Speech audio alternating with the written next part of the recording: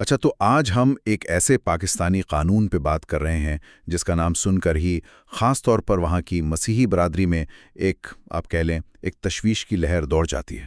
جی، آپ غالباً ان دفعات کا ذکر کر رہے ہیں جو 295 بی اور 295 سی کے نام سے جانی جاتی ہیں۔ بالکل، جنہیں عام طور پر توہین مذہب قانون کہا جاتا ہے، اور جو مواد ہمارے پاس ہے آج وہ اس بات پر زیادہ زور دیتا ہے کہ کیسے صرف ایک الزام بعض اوقات تو بغیر کسی ٹھوس ثبوت کے ہی جی کسی کی پوری زندگی تباہ کر سکتا ہے۔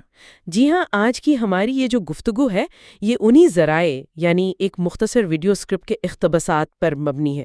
یہ مواد دکھاتا ہے کہ اس قانون کے آپ کہہ لیں زمینی حقائق کیا ہیں، خاص طور پر انسانی زندگی پر اس کے اثرات۔ اور ان ذرائع میں ایک واقعہ بہت ہی تکلیف دہ واقعہ ذکر کیا گیا ہے، کاشف مسیح کا، ایک نوجوان صرف 22 سال کا، جی جس پر توہین رسالت کا الزام لگا، اور بات صرف الزام تک نہیں رہی۔ بالکل نہیں، اور یہیں سے آپ دیکھیں صورتحال بہت سنگین ہو جاتی ہے۔ مواد یہ بتاتا ہے کہ کاشف کو اسے کوئی قانونی کارروائی کا موقع ہی نہیں مل سکا۔ مطلب یہ کہ الزام کے کچھ ہی عرصے بعد ایک مشتعل ہجوم نے اسے پکڑ لیا اور اسے زندہ جلا دیا گیا، وہ بھی مبینہ طور پر جیل پہنچنے سے پہلے۔ زندہ جلا دیا؟ یہ سوچنا بھی محال ہے۔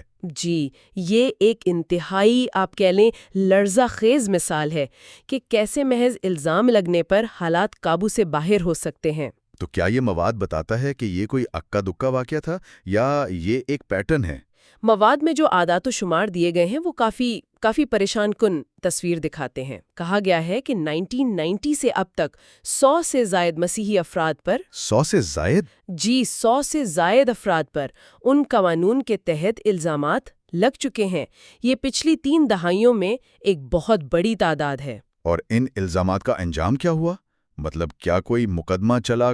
دیکھیں، یہیں پر مواد ایک اور بہت اہم اور افسوسناک نقطہ اٹھاتا ہے۔